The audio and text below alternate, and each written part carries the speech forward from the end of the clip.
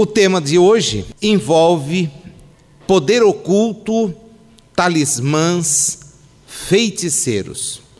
Não há, nesta área do capítulo 9, tema que desperte maior interesse. E o próprio codificador tem pelo assunto uma predileção muito clara e exatamente com um objetivo, o objetivo de nos esclarecer, a partir do que os Espíritos oferecem, acerca de muita desinformação, muito raciocínio equivocado sobre a matéria. Eu começo lembrando um discurso que Kardec faz e que está transcrito na Revista Espírita do ano de 1863, no mês de março, intitulado Falsos Irmãos e Amigos Inábeis. Nós estamos no meio do seu trabalho e Kardec, não resta dúvida, sofre agressões de todos os lados. As externas, estas são compreensíveis, porque uma verdade como a espírita incomoda. E incomodando, esta verdade certamente desperta e despertará sempre nos opositores uma certa rejeição. O que não é aceitável é a oposição interna. A oposição interna dos que, não conhecendo a doutrina espírita, se metem a divulgá-la. Não estudando a doutrina espírita, enchem-na de penduricalhos que não são espíritas. Estes são, segundo Kardec, os mais perigosos, porque assomam à tribuna espírita, ocupam os lugares de relevo nas casas e, por não conhecerem o que fazem e do que falam, mais atrapalham do que ajudam. No texto longo, que ocupa 7 páginas da Revista Espírita, o codificador faz um desabafo. Não bastasse todas as dificuldades, ele havia sido traído na viagem espírita do ano de 1862. E pessoas que com ele conviviam, que o receberam, usavam as casas espíritas para práticas como esta, que será objeto do nosso estudo, de rituais que nada têm a ver com doutrina espírita. Aliás, é até hoje a acusação mais falsa que nos fazem sobre o assunto. Quando nos perguntam por que frequentamos uma casa espírita, imediatamente em tom jocoso, vem nos dizer se aqui praticamos atividades destinadas a prejudicar alguém. E todos os que conhecem uma casa espírita séria, daquelas que pode ostentar na frente este qualificativo espírita, sabem que numa casa assim, tais práticas não têm sentido. Não são a razão de ser. Ora, se a bandeira da doutrina espírita é fora da caridade, não há salvação. O que motivaria os seus adeptos a pensarem em prejudicar a quem quer que seja? O que levaria os seus estudiosos e seguidores a se valer de preceitos, de puerilidades que só se justificam na ignorância? Só se justificam exatamente porque lhes falta o conhecimento espírita. É esta a preocupação que leva o codificador a falar dos falsos irmãos, daqueles que querem impedir uma marcha que não está, felizmente, nas mãos dos encarnados diretamente envolvidos. Porque muitos não se preparam, muitos não acham que seja necessário. E basta falar, basta divulgar, basta dizer, basta escrever. Escrevendo livros e mais livros que dão um trabalho enorme para quem precisa fazer a seleção. Porque no meio de algumas colocações verídicas são inseridas inúmeras sem qualquer sentido. E as pessoas então leem aquilo, imaginam que aquilo seja doutrina espírita, imaginam que aquilo seja fidelidade a Allan Kardec. Por isso, meus amigos, não nos esqueçamos do risco que nos implica não estudar. No meio do texto, ele nos diz o seguinte: quando o Espiritismo estiver completamente implantado e conhecido, as publicações desta natureza não terão mais inconvenientes que os maus tratados de ciência em nossos dias. Mas repetimos, no começo elas incomodam muito. Em matéria de publicidade, portanto, toda circunspecção é pouca, e não se calcularia com bastante cuidado o efeito que talvez produzisse sobre o leitor. Em resumo, é um grave erro crer-se obrigado a publicar tudo quanto ditam os espíritos, porque se os há bons e esclarecidos, também os há maus e ignorantes. Importa fazer uma escolha muito rigorosa de suas comunicações e suprimir tudo quanto for inútil, insignificante, falso ou suscetível de produzir má impressão.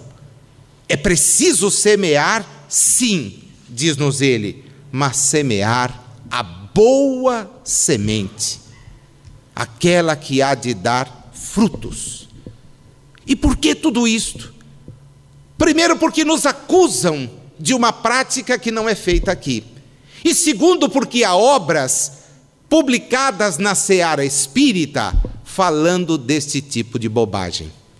O que revela que os espíritos que as escrevem, se eles mesmos o fazem, são ignorantes do ponto de vista do conhecimento da mensagem de Jesus que o Espiritismo vem aclarar. É importante não transigir nunca, não ter medo de desagradar e apontar com rigor estas falhas que nos trazem prejuízos inaceitáveis. Porque aqueles que recebemos a oportunidade de conhecer a doutrina espírita, temos que nos adequar ao conjunto das suas ideias, temos que estudá-la, temos que compará-la, sob pena de prestarmos seríssimas contas quando voltarmos à realidade espiritual. Não há espaço para brincadeira na doutrina espírita, para novidades, para ajustes. Não há. Pode um homem mau, pergunta Kardec na questão de número 551, um homem mau, com o auxílio de um mau espírito que lhe seja dedicado, fazer mal ao seu próximo? Deus não o permitiria, é a resposta. Mas não é possível. Eu já ouvi falar, esse é o problema, o ouvir falar, o imaginar, porque as pessoas dão passos equivocados e querem, na justificativa do perdão dos seus erros, atribuir isto à intervenção de maus espíritos. Mas os maus espíritos as acompanham, porque quem age no mal não tem boa companhia. Aquele que age em detrimento do seu próximo não pode imaginar ser protegido e amparado, porque todo aquele que quiser manter-se elevado deve buscar, através dos seus pensamentos, das suas palavras, das suas ações, dar mostra deste seu compromisso.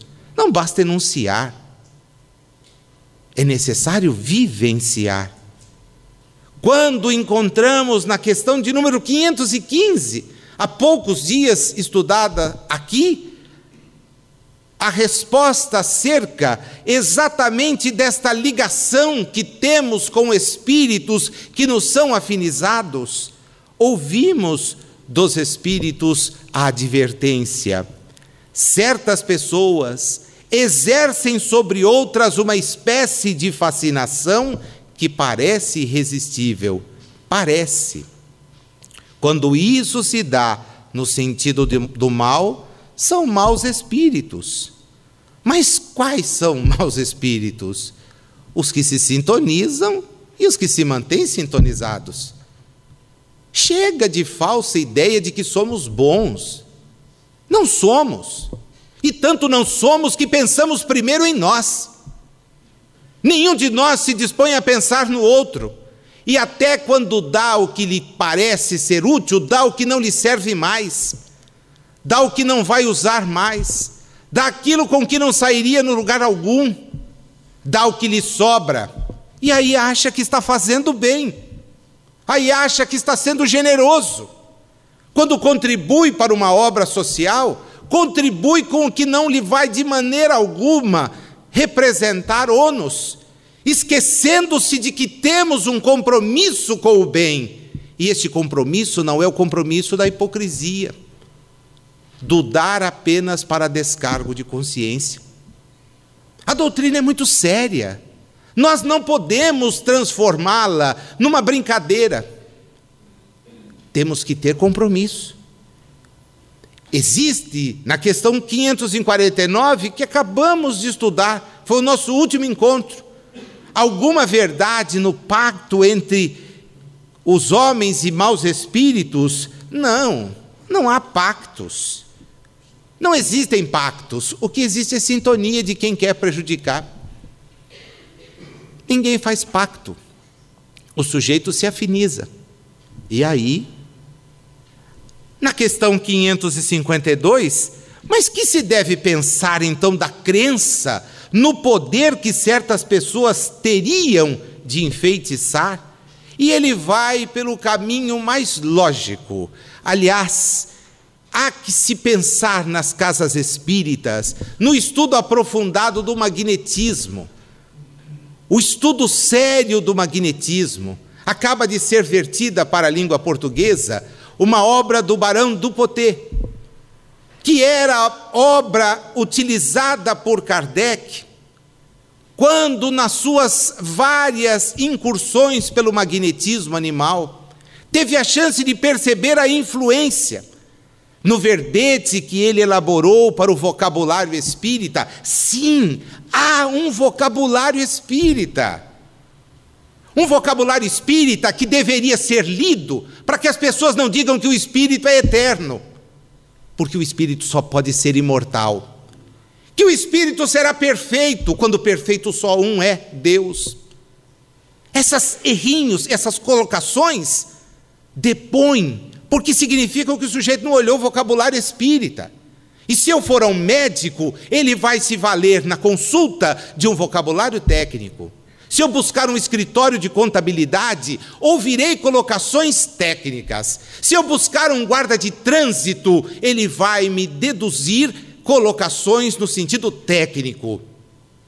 Por que a doutrina espírita haveria de pôr isso à margem?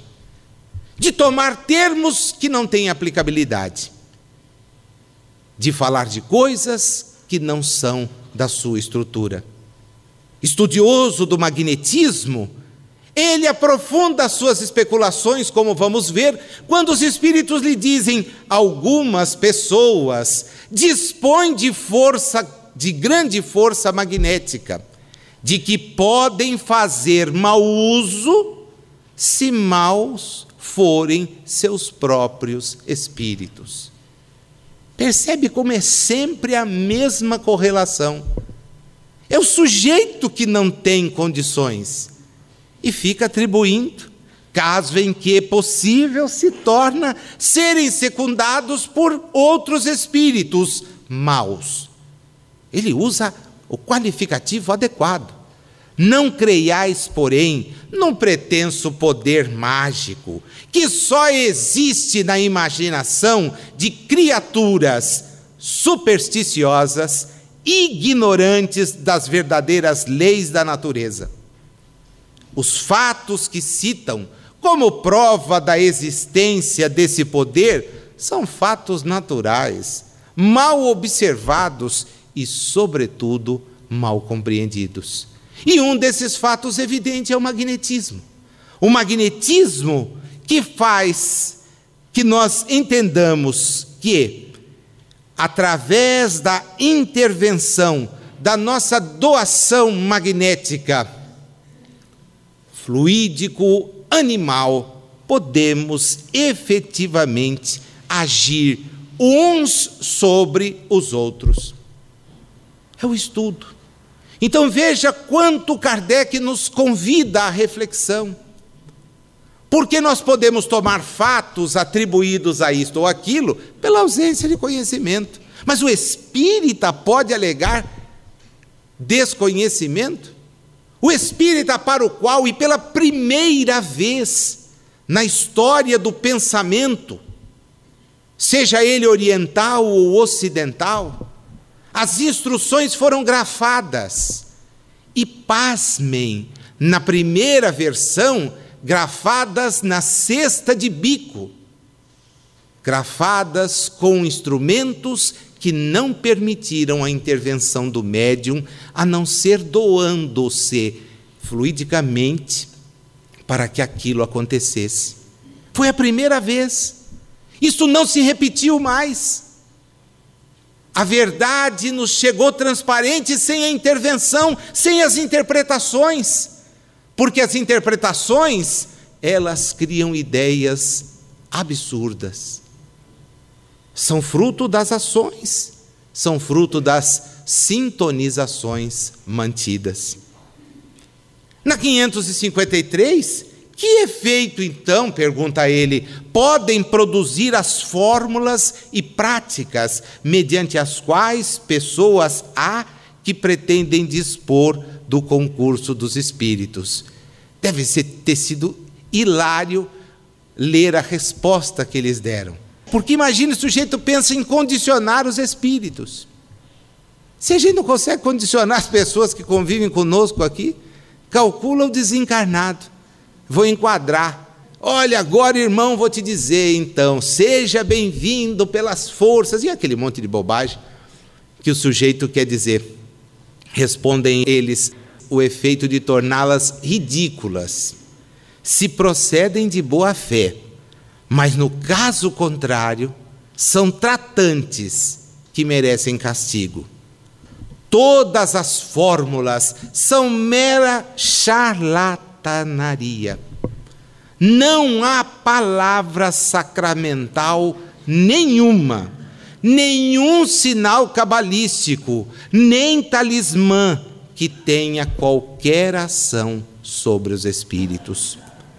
Porque eles só são atraídos por duas coisas, quando elevados: o bom pensamento e as coisas imateriais.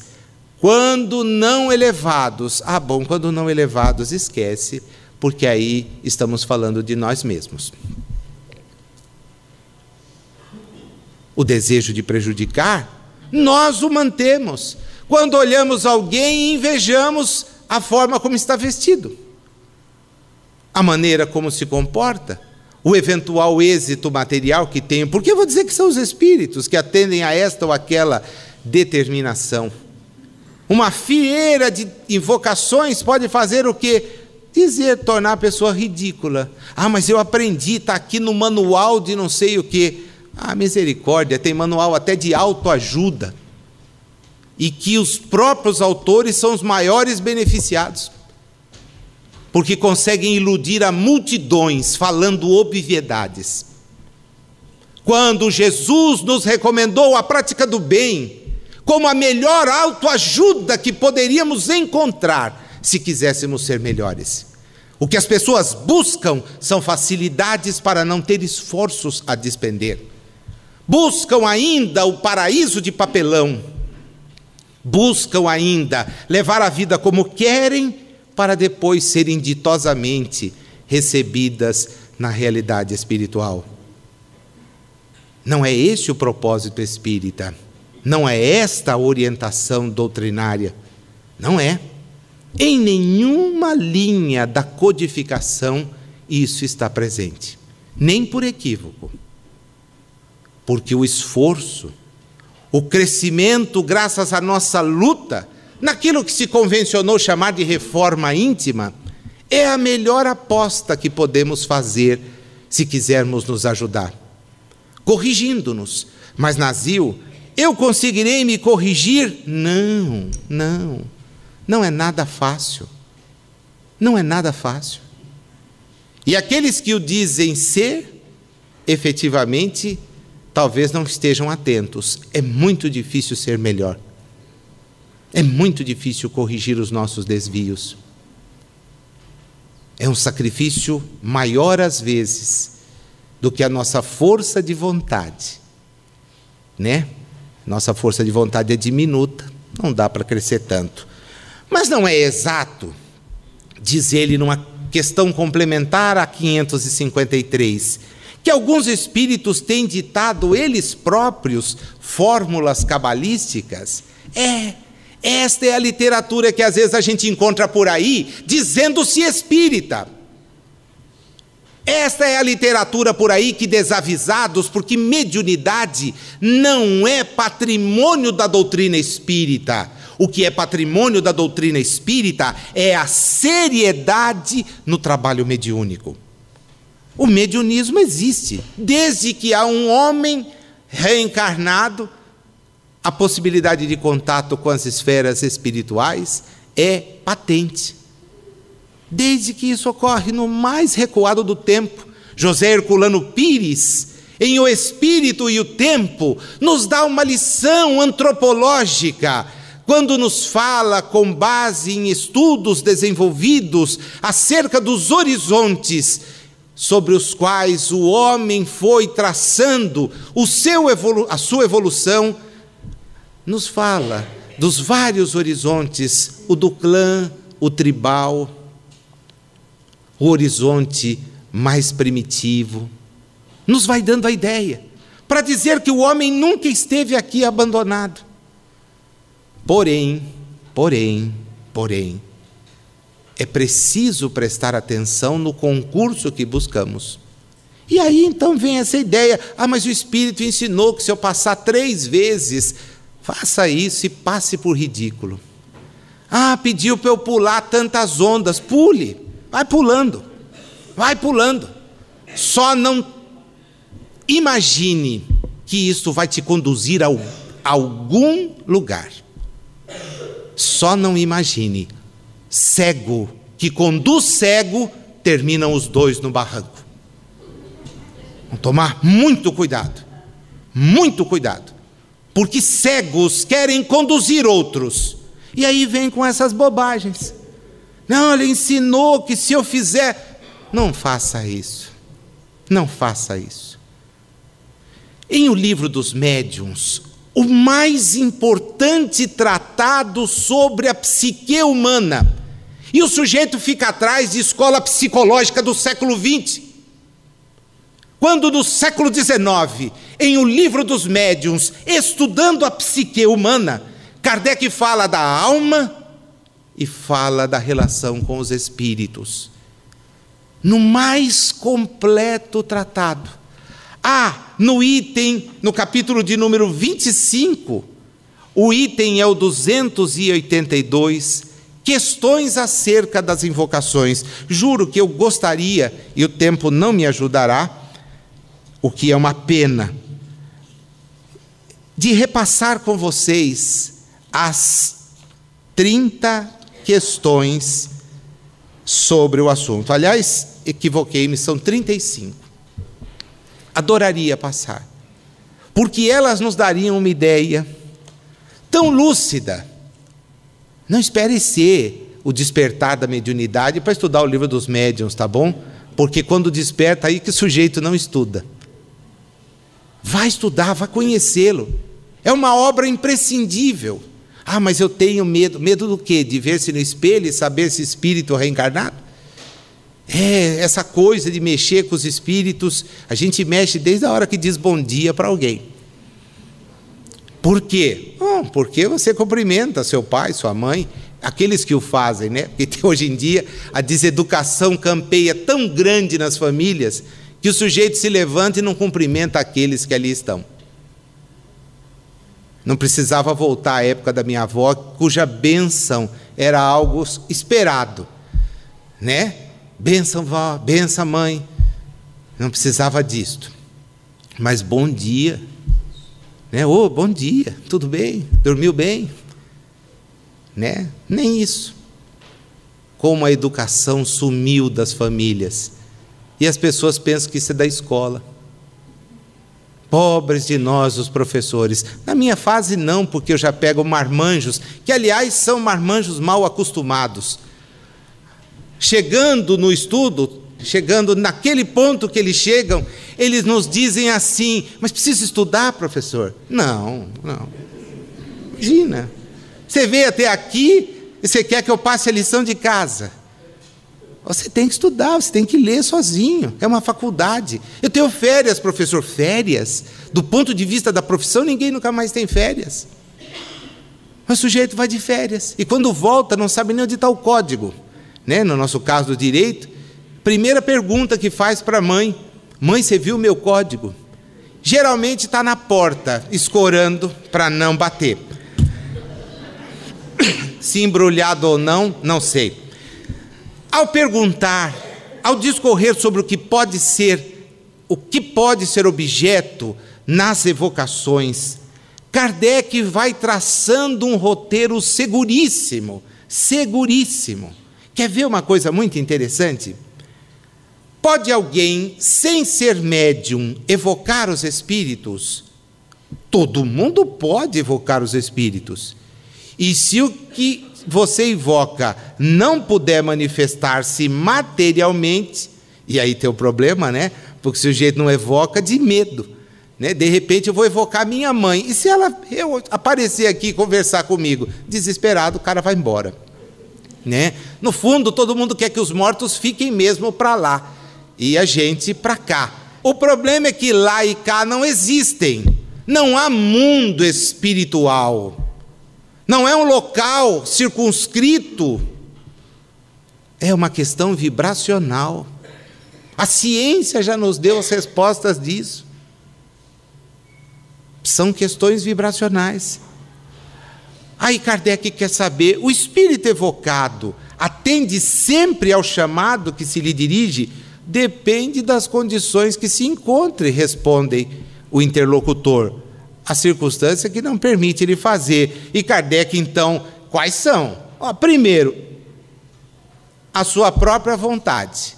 E não é assim, você vai lá e fala: fulano está surdo, não está me ouvindo? Isso é encarnado. Está ali na sua casa. Calcula o desencarnado, não quer te ouvir. Não está nem aí. Segundo, pode ser que ele esteja reencarnado. Tem muita gente aí mandando vibração e pedido para parente, amigo, que já voltou. E aí, como é que fica? Não fica, né? E pode ser ainda que ele queira se comunicar, mas como na realidade espiritual essa história de pistolão não funciona, de quebra-galho não funciona, ou pode ou não faz, aí a conversa é entorta.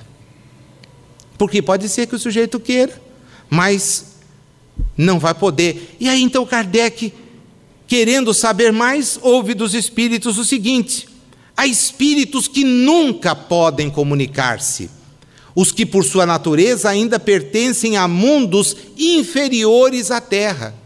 Como? Pode ser que o camarada tenha vindo para cá, tenha sido um desastre a sua reencarnação, E o sujeito diz, olha, aqui não dá para ficar mais não. Isso vai mudar daqui a 3.000 anos e você não vai ter condição não. Volta para o mundo inferior à Terra. Também não podem se comunicar os que estão em esferas de punição. Quer dizer que na realidade espiritual existe esfera de punição? Nossa, onde foi que você não ouviu isso? Não pode ter sido no centro espírita, porque no centro espírita a gente sabe disso sim. Existem as chamadas zonas purgatoriais. Existem as chamadas zonas abismais. Existem as zonas inferiores, às quais os espíritos, ou das quais os espíritos não podem se livrar.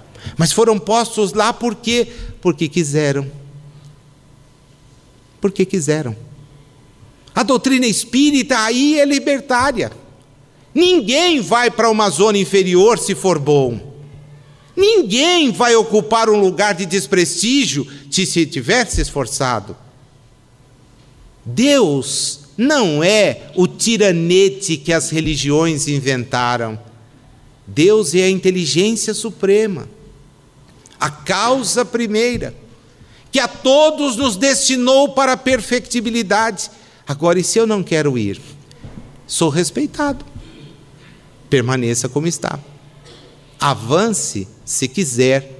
Agora, não lamente das consequências de não haver avançado. Vamos aonde nos afinizamos. As respostas são fantásticas, tá? Hoje vale a pena pegar à tarde Livro dos Médiuns, capítulo 25, item 282. Leia. Nas 35 questões você vai encontrar tantas respostas, mas tantas respostas lúcidas, que você vai entender por que é que a gente fala aqui que Kardec era efetivamente um destinado a iluminar a humanidade.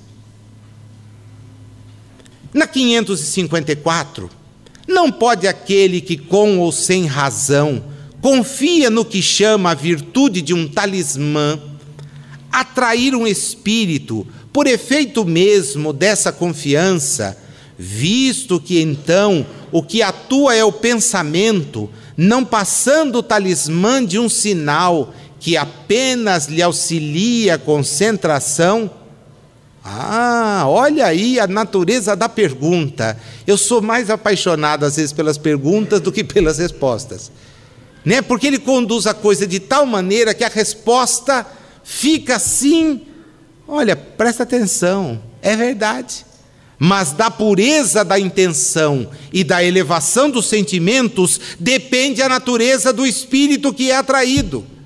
Ora, muito raramente aquele que seja bastante simplório para acreditar na virtude de um talismã deixará de colimar um fim mais material do que moral. É. O sujeito que acredita no poder de um lápis que ele carrega pendurado atrás da orelha, dentro do bolso, olha, calcula o tamanho da evolução. E figa, Nazil? Eu dei o lápis para não falar da figa. Se quisesse que eu falasse da figa, eu já falava. E o coraçãozinho, e o isso, e a cruz. A cruz. Meu Deus. Quanta ignorância. Na cruz. A primeira e maior prova de que Jesus nos deu é que a cruz ficou para trás. Mas para que o homem não progredisse, os outros homens inventaram a cruz. Que não foi a cruz do Gólgota, foi a espada de Constantino. Como aqueles que estudam conosco os sábados à tarde, já até se cansaram de me ouvir falar. Foi a espada de Constantino quem se tornou o símbolo no qual um corpo foi afixado, para que isto pudesse levar as multidões a seguir o crucificado? Não, a estancar ali. Quando a mensagem de Jesus é vida, vida em abundância, Eu vou, mas volto. Estarei com vocês sempre. Olha os recados. Mas fica o sujeito lá idolatrando o quê? O madeiro. O madeiro. E carrega aquilo, ostenta. Põe nos lugares. Imagina, uma cruz. Para quê? Para evocar a Jesus. Não, eu quero evocar Jesus. É pelo que bem que ele exemplificou. Não pela morte ignominiosa que alguns fracos, frustrados, envergonhados, expostos no seu ridículo por ele, resolveram lhe impor. Ele é a mensagem em abundância, é a vida em plenitude, é o convite para que saiamos do mundo, e estamos nós a admirá-lo exposto na cruz. Se isso pelo menos nos condoesse, está ótimo. Mas o sujeito faz o sinal da cruz e parte para matar o próximo. Dobra os joelhos diante da cruz e mira o míssil. Que loucura é essa? Insanidade é essa? A nossa, a dos homens, os espíritos que estão na terra. Portanto, o talismã, se o sujeito se apegar, cuidado, hein? Tá? Eu tenho aqui minha, sei lá, eu de sorte. Tem gente que tem isso, isso aqui é de sorte, carrego dentro da carteira, né? Na carteira, para ter sorte, carregue sempre uma nota boa, né? Que dê para pagar o assaltante, porque às vezes, é só isso? Não tem mais, está aqui, né? Carregue alguma coisa que pelo menos você não seja exposto ao ridículo. Não, eu vou carregar aqui a romã do ano novo. Aqui porque isso dá sorte. Quanta gente que eu imaginava inteligente faz isso. Aí o meu conceito já na hora derruçou, né? Imagina. Põe a fitinha de não sei o que pendurado não sei aonde. É meu talismã. Coitado. Quanta ignorância campeia na humanidade. Quanta ignorância.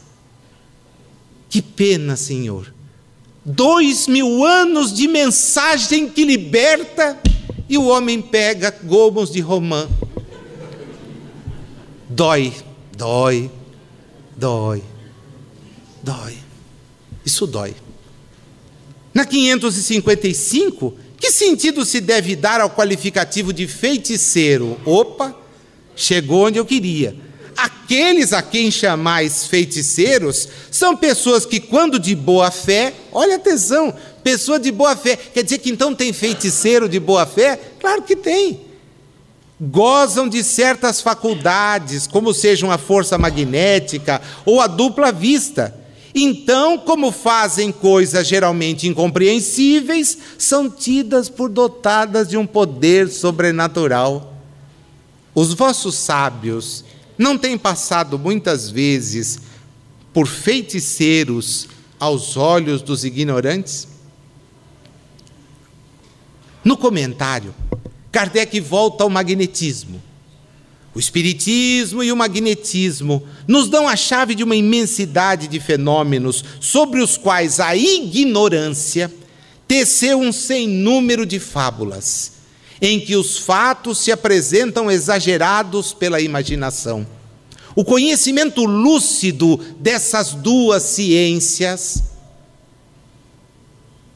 que a bem dizer formam uma única. É por isso que eu tenho insistido, desde que comecei aqui, as casas espíritas tinham que estudar também o magnetismo. É o codificador que está mandando. É o codificador. Mostrando a realidade das coisas e suas verdadeiras causas, constitui o melhor preservativo contra as ideias supersticiosas, porque revela o que é possível e o que é impossível, o que está nas leis da natureza e o que não passa de ridícula crendice. Nas instruções práticas, lá no vocabulário espírita, ele escreve assim sobre feiticeiro. Primeiramente, o nome era aplicado aos indivíduos que supostamente lançavam a sorte, e por extensão a todos aqueles aos quais eram atribuídos poderes sobrenaturais. Eu nem vou continuar, porque não há poder sobrenatural. O que existe é alguma lei desconhecida. E se a gente estudar, rapidinho enquadra o feiticeiro. Mostrando. Sabe por quê? Sorcier, no francês, é o que representa alguém que se dedica a este tipo de prática. Em português, feitiço vem de fetiche. Portanto, na forma fetiche, objeto fadado, malefício, do latim factitious, proveniente de uma fabricação não natural, remete à origem, e a origem nos vem da África, numa cerimônia religiosa para tornar favorável um empreendimento ou uma viagem, fazer um grande feitiço. Como é que é? Volta. Para tornar favorável. Quer dizer que quando eu enfeitiço alguém, que o digam os apaixonados, são enfeitiçados pelo bem. Então, se eu fizer um feitiço para alguém, vai ajudá-lo. Nossa, Nazil, você está recomendando? Eu não, estou só dizendo que o sentido do vocabulário é esse. Na 556, tem algumas pessoas verdadeiramente o poder de curar pelo simples contato. E olha aqui, meus amigos, eu também passaria uma manhã falando sobre isso. Porque a resposta dos espíritos, dentro da linha da força magnética, que, quando secundada pela pureza dos sentimentos e por um desejo ardente de fazer o bem, conta com o concurso dos bons espíritos. Agora, cuidado, preste atenção, porque tem gente muito crédula, muito entusiasta, sempre disposta a considerar maravilhoso, sobrenatural, além de tudo, o que não passa de conhecimento retardado ou até inexistente. Em A Gênese, para onde eu remeteria vocês assim agora, tranquilamente, há um verdadeiro estudo acerca disso. Quando no capítulo 2 que a integra, os milagres, Kardec começa estudando o vocábulo admirável, para nos dizer, olha, o que é admirável é algo que eu ainda não entendo. Mas você não vê lá no relato dos evangelhos o quê? Uma porção de milagres, quais? Aquele, por exemplo, de Jesus ter chamado Lázaro do sepulcro. Sim, um fato admirável. Mas de alguém que tinha catalepsia. Não, e a filha de Jairo? Idem. E o filho da viúva de Naim? Idem. Nossa, catalepsia. E quando ele curou a vista de alguém que não enxergava, nossa, tanto consultório médico fazendo isto hoje, mediante uma simples incisão, não é tão simples assim, mas que devolve a visão, permitindo. E aqueles que ele fez andar, eu conheço gente que está parada porque quer, há muito tempo, e que só não anda porque tem preguiça. Será que lá na Galileia mudou muito o mundo, né? Da Galileia para hoje. Talvez até para pior, se a gente parar para pensar. Vejam os fatos. E a pesca milagrosa? Pesca milagrosa?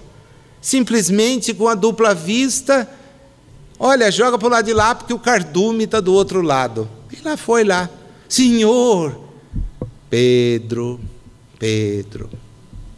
não se admire dessas coisas. Isto é fácil. Todos podem desenvolver. Os estudos da metapsíquica, da parapsicologia, demonstram a saciedade fatos assim. Portanto, vá lá, na Gênese, nos capítulos que compõem o livro dos milagres. Puxa vida, faça um investimento no seu espírito. Busque as obras básicas, a preços simbólicos. O céu e o inferno, há 2 semanas atrás, as pessoas foram buscar. Está lá embaixo, o livro dos médiuns, a Gênese. Uma leitura assim vai te fazer mudar a forma de entender o mundo. Esforce-se, empenhe-se. Nós somos os artífices da nossa evolução. Não podemos retardá-la. Acho que já brincamos demais nesse aspecto, esperando que os outros nos façam progredir, quando o progresso é individual e conquistado. Os outros podem dar pistas. Para encerrar o capítulo, há um outro tópico. Puxa, pensei que terminasse aqui, eu também, né? Aí eu fui constatar, brincadeira, né? Porque se eu ficasse também descobrindo na hora, mas há bênçãos e maldições. E esse é fantástico, é uma questão só, né? Podem a bênção e a maldição atrair o bem e o mal para aqueles sobre quem são lançadas?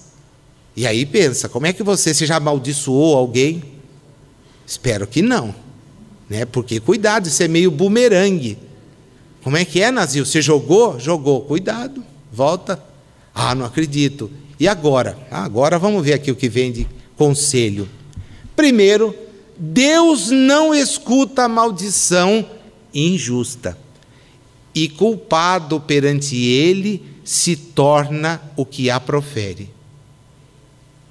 Quer dizer que todas as vezes que eu amaldiçoei aquele coitado que pegou minha vaga, sim, você criou um problema. E aquele velhinho que chegou e que se atendido prioritário, sim, você também dançou. E aquele outro, sim.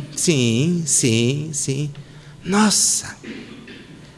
Percebam que nós travamos internamente uma luta entre o bem, que é o que precisamos fazer, e o mal, que é a nossa ignorância em relação a esse bem. Portanto, nesta luta, nós vamos ter que observar muito detalhadamente aquilo que de nós parte. E devemos sempre abençoar.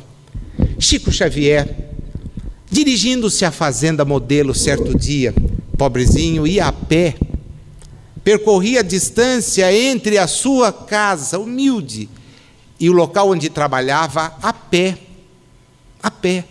o recurso escasso, saindo apressado, porque certamente houvera passado a noite toda psicografando as obras que hoje as pessoas dizem assim, nossa, o Chico produziu tanto, e tem gente não produzindo nada, e quando às vezes produz é de uma qualidade ridícula, mas o sujeito monta a editora e divulga, ele próprio. Chico ia ao caminho, atrasado, quando uma mulher o interrompe, Chico, eu preciso falar muito com você. Ele diz, minha irmã, não tenho tempo, eu preciso ir embora, e foi embora. Conforme ele foi, Emmanuel, aquele guia amoroso de sempre, para e volta. Puxa, amorosidade total, né? Volta. O senhor sabe? Volta. E ele voltou. Pois não, minha irmã. Nossa, que bom. Foi tão bom que você pode... Irmã, rápido, conta o seu problema. E aí ela desabafou. Eu nem me lembro do que era. Porque tanta gente pedia tanta coisa. A lei de menor esforço também vale na seara espírita. O sujeito quer que o outro faça por ele. Pede para os espíritos, para mim. Para quê? Você não tem boca? Né? Pede, faz na sua prece. Por que a minha prece pode valer mais que a de alguém? E o Chico, de certo, ouviu isso. Chico faz... Ele então foi, atendeu, esclareceu. E ela disse, ai, muito obrigado. E ele foi embora. Quando foi embora, o Emmanuel disse, para. De novo. Olha. E ele olhou. dela vinha em direção a ele uma corrente claríssima de agradecimento pela atenção. Ele disse: nossa, ela está sendo generosa comigo. Ou não, ela está sendo agradecida. Você imaginou qual seria a vibração dela se você não tivesse parado? E ele então disse: a partir daí, aprendi a lição. E todas as vezes que alguém me parasse para solicitar uma informação, eu era todo ouvidos, todo atenção. Porque as pessoas que conosco convivem dependem, às vezes, dos nossos esclarecimentos, das nossas informações. O espírita, ciente de que o conhecimento que lhe chega não é um conhecimento vão, tem esse dever de parar, de ouvir, de aconselhar, de orientar. Por isto, o Espírito Verdade deixou-nos 2 ensinamentos: o de que exercêssemos o amor, porque assim Jesus nos ensinou, mas o de que nos instruíssemos.